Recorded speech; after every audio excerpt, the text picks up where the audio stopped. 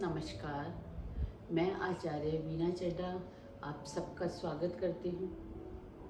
आजकल हम लोग डिफरेंट टाइप की शादी समझ रहे हैं।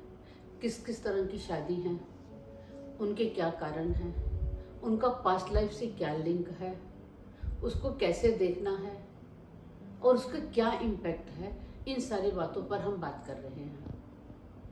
आज मैं आपको बात कर रही हूँ जो बहुत कॉमन सा टॉपिक है, यानी शादी में एक्स्ट्रा मैरिटल अफेयर होना। शादी से पहले और शादी के बाद डिफरेंट लोगों से संबंध होना और वो संबंध शारीरिक लेवल पर होना, जिसका कि शादी पर, पर्सनल लाइफ पर बहुत इम्पैक्ट पड़ता है। आप कहेंगे मैं तो बहुत पुरानी दकियानुसी बातें कर रही हूँ, ये तो बहुत कॉमन है, ऐसा क्या हो गया, इससे तो कोई फर्क नहीं पड़ता अगर ऐसा हो जाता है तो। ठीक है, मैं मानती हूँ मैं बहुत पुरानी बातें कर रही हूँ, लेकिन इसका क्या असर पड़ता है जब वो आप समझेंगे तब आपको इसकी ग्रेविटी समझ में आएगी। एक तो असर पड़ता है हेल्थ पर, लेकिन अभी मैं हेल्थ की बात भी मैं नहीं करूंगी, अभी मैं दूसरी बात करूंगी। यानी जब भी ऐसी शादी होती है उसका कितना भयानक रिजल्ट हो सकता है वो मैं आज आपको बताऊंगी। उससे पहले मैं ये बताऊंगी कि हम कुंडली में हमें कैसे पता चलेगा, किसी की कुंडली देखकर, कि इस व्यक्ति का एक्स्ट्रा मैरिटल अफेयर होगा कि नहीं होगा, कई लोगों से संबंध होगा या नहीं होगा। जब भी किसी कुंडली में शुक्र चौथे घर में होता है और उसके साथ बुध आता है और उसके साथ राहु का संबंध होता है, और यही संबंध अगर सातवें घर में आता है, यानी बुध भी होगा और राहु भी होगा, तब इस तरह के संबंध बनते हैं। और इसके साथ ही साथ वहां पे बृहस्पति या नौवां घर या सेजिटेरियस साइन, इनमें एफ्लिक्शन होगा। अब पहले इसका रीजन समझ लीजिए। शुक्र से हम शादी देखते हैं, शुक्र से हम स्पाउस देखते हैं कि कैसा स्पाउस होगा, उनकी शादी कैसे होगी। अगर शुक्र बहुत अच्छा है तो शादी बहुत अच्छी है, लेकिन जब उसके साथ बुध जुड़ जाता है, बुध का मतलब होता है मल्टीप्लाई होना, एक से ज्यादा होना, एक से ज्यादा होना। और चूंकि बुध में बचपना है, एक चंचलता है, तो ऐसी स्थिति में उसमें चंचलता आना, यानी रिश्तों में चंचलता आना।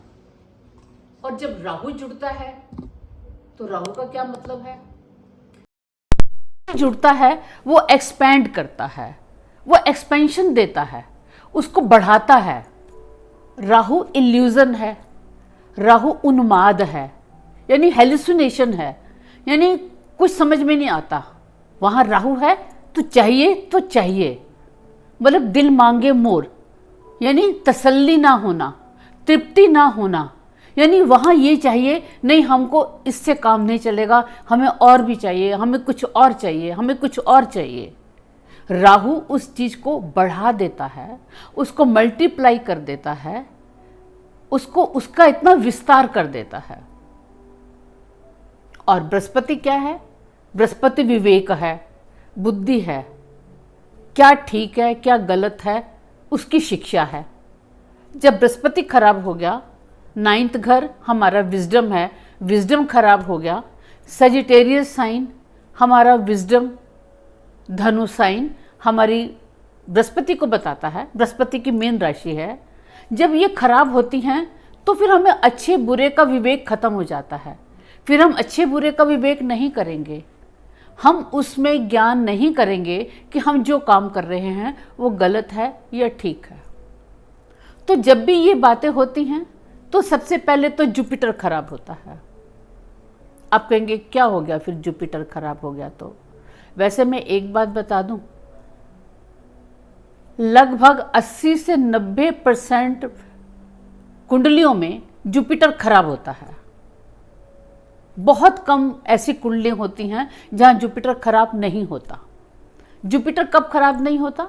जुपिटर तब खराब नहीं होता जब हम अकेले में, हमें कोई नहीं देख रहा, हमें कोई नहीं जानता, किसी ने हमको नहीं देखा, उस समय भी अगर हम गलत काम ना करें। अक्सर हम क्या होता है, हम किसी के सामने गलत काम नहीं करते, लेकिन जब हम अकेले में होते हैं, जब हमें लगता है हमें तो यहाँ कोई नहीं जानता या किसी को क्या पता हम क्या कर रहे हैं, और हमको कुछ ऐसा मौका मिल जाता है, हमें कुछ ऐसे लोभ मिलते हैं, प्रलोभन मिलते हैं और हम उसमें फिसल जाते हैं, हम उसमें स्ट्रांग नहीं रह पाते, तो हम गलत काम करते हैं। लेकिन जब प्रलोभन मिलने के बावजूद भी आप किसी दूसरे देश में हैं जहां कोई आपको नहीं जानता, ऐसे देश में हैं जहां इन बातों को गलत नहीं समझा जाता, जहां पे ये आम बात है, उसका कैरेक्टर से लिंक नहीं है, जब ऐसी जगह भी और मिलने के बावजूद भी आप स्ट्रांग बने रहते हैं और गलत काम नहीं करते, तो जुपिटर खराब कभी नहीं होता। लेकिन जब आप ऐसे काम करते हैं तो जुपिटर खराब हो जाता है। आप कहेंगे चलो अगर किसी ने एक बार कर लिया, 2 बार कर लिया, तो क्या हो गया, फिर जुपिटर खराब हो गया। जब जुपिटर खराब होता है ना, जुपिटर क्या है, आपकी ज़िंदगी का सुकून है, आपकी ज़िंदगी की शांति है। जब वो खराब हो जाता है ना, आपके पास अरबों रुपए भी आ जाए ना, आपके मन में शांति नहीं होगी, आपको सुकून नहीं मिलेगा, आपको चैन नहीं मिलेगा। और इसके बाद क्या होगा, इंसान को जो चीज़ सबसे प्यारी होती है ना, जुपिटर वहाँ जाकर अटैक करेगा। जब जुपिटर की दशा आएगी, वो ऐसे फल देगा जिनको आप सहन नहीं कर पाएंगे। और वो ऐसी कौन सी चीज़ होती है, वो संतान होती है। इंसान को सबसे प्यारी संतान होती है। वो संतान के रूप में व्यक्ति को उसके किए का फल देता है। जो हम गलत काम करते हैं, जुपिटर फल वहाँ देता है जब हम संतान के कारण दुखी होते हैं, हमारी संतान दुखी होती है, ये संतान से रिलेटेड मसले होते हैं, तो आप समझ लीजिए कि हमारा जुपिटर खराब है। और क्या होता है, जुपिटर हमको ऐसे हेल्थ इशू देता है जो कभी ठीक नहीं होते, जिनका डॉक्टर के पास कोई ट्रीटमेंट नहीं होता, जो को किसी तरह से उन कभी वो प्रॉब्लम ठीक नहीं हो पाती। इसका मतलब जुपिटर हमारा खराब है, क्योंकि हमारा विवेक है। और ऐसे में आप पूछेंगे रेमेडी क्या है, तो कोई रेमेडी भी नहीं है, क्योंकि हमने अपने वैल्यूज़ को, अपने एथिक्स को, अपने कैरेक्टर्स को, अपने मोरल जब डाउन कर देते हैं, नैतिकता से नीचे गिर जाते हैं, हम इस तरह से गलत काम करते हैं। जो हमने काम किया थोड़े से टाइम की खुशी के लिए, या थोड़ा सा हमने अपने आप को एंटरटेन करने के लिए वो हमने काम कर दिया, लेकिन वो काम हमको इतना भारी पड़ता है कि हमें समझ में नहीं आता। जब हम अपनी ज़िंदगी में ऐसे लोगों को देखते हैं, तब हम ये नहीं समझते कि जो हो रहा है उसका कारण ये था। तब हम उनके कुछ और शारीरिक कारण समझ लेते हैं कि ये तो कोई ना कोई ऐसी डेफिशिएंसी है, कोई प्रॉब्लम है, इसलिए ऐसा हो गया। लेकिन हम ये नहीं समझते कि जब हम नैतिकता से गिरे थे, हमने गलत काम किया था, अपने कैरेक्टर को लूज किया था, उसके कारण ये सब हो रहा है। आप कहेंगे और उसके बाद शादी पर तो असर पड़ेगा ही, दोनों के आपसी रिलेशन पे फ़र्क पड़ेगा और उनकी पूरी लाइफ पर पड़ेगा, उनकी आपस की अंडरस्टैंडिंग पर पड़ेगा, उनकी जो ग्रोथ होनी है, जो प्रोस्पेरिटी होनी है, उस पर पड़ेगा। अब आप पूछेंगे कि ऐसा उनको क्यों मिला, उनके शुक्र के साथ बुध और राहु का संबंध क्यों मिला, उनका जुपिटर क्यों खराब हुआ और वो चौथे या 7वें घर में ही क्यों हुआ, ऐसा क्या कारण है? ऐसा बस एक ही कारण है, जब हम पास्ट लाइफ में जो लोग माँ की सेवा नहीं करते, माँ को दुखी करते हैं, माँ को तंग करते हैं, माँ का दिल दुखाते हैं, क्योंकि पूरी दुनिया की, पूरी कायनात में जो सबसे ज़्यादा सुकून है वो माँ देती है। जो खुशी माँ देती है वो कोई नहीं दे सकता। जो सेल्फलेसली जो देती है वो माँ देती है। और माँ का जो आंचल है, माँ की जो गोद है, जो माँ का सानिध्य है, वो इंसान को ऐसी ठंडक देता है, ऐसा सुकून देता है कि वो अपने सारे कष्ट भूल जाता है।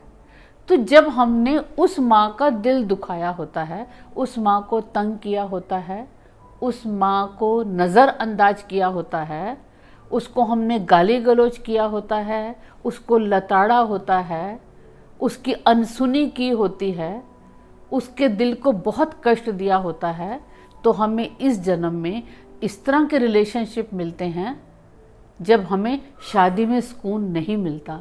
क्योंकि जब हम माँ की सेवा करते हैं तो हमें ऐसा स्पाउस मिलता है जो हमें माँ की तरह प्यार करे, माँ की तरह सुख दे, माँ की तरह सुकून दे, तभी हमारी शादी अच्छी होती है। शादी अच्छी ना होने का कारण सिर्फ यही होता है कि हमने माँ के साथ अच्छा नहीं किया, और इसके अलावा हमने पास्ट लाइफ में दूसरी स्त्रियों के साथ अच्छा नहीं किया, उनकी इज्जत के साथ खिलवाड़ किया और उनको अच्छी निगाह से नहीं देखा, उनकी रिस्पेक्ट नहीं की। क्योंकि जहाँ स्त्री की रिस्पेक्ट नहीं है, इज्जत नहीं है, उसका सम्मान नहीं है, तो आपको अपनी लाइफ में कुछ नहीं मिलेगा। और ये बातें उस समय नहीं पता चलती, ये बातें तब पता चलती हैं जब जुपिटर की दशा आती है। बाद में हमें इन बातों का पता चलता है और इसी से फिर हमारा भाग्य बनता है या दुर्भाग्य बनता है। तो ये कारण होते हैं। आप अपने स्पाउस के प्रति लॉयल रहें, रिस्पेक्ट के साथ उनको रिस्पेक्ट दें और अपने मॉरल को डाउन ना करें। मेरी इन वीडियो से बस यही आपको पता चलेगा कि कैसे हम अपने करैक्टर को स्ट्रॉन्ग करके एक अच्छी लाइफ बिता सकते हैं, और इसी के साथ साथ ही हमारे संतान पर भी उसका असर पड़ता है। तो अगर हम संतान के दुख सुख की हमको चिंता है, तो अगर आपको ये सब करना है तो करिए, पर शादी मत करिए। जो मन में आए करो, लेकिन शादी मत करो, क्योंकि उसका असर आपके संतान पर होना है। इसलिए अगर आपको अपनी संतान की चिंता है, अपने होने वाले वंश की चिंता है, तो अपने मॉरल को स्ट्रॉन्ग रखें, सबकी रिस्पेक्ट करें और माँ की बहुत इज्जत करें। आप खुश रहें, स्वस्थ रहें और मॉरली स्ट्रॉन्ग रहें। धन्यवाद।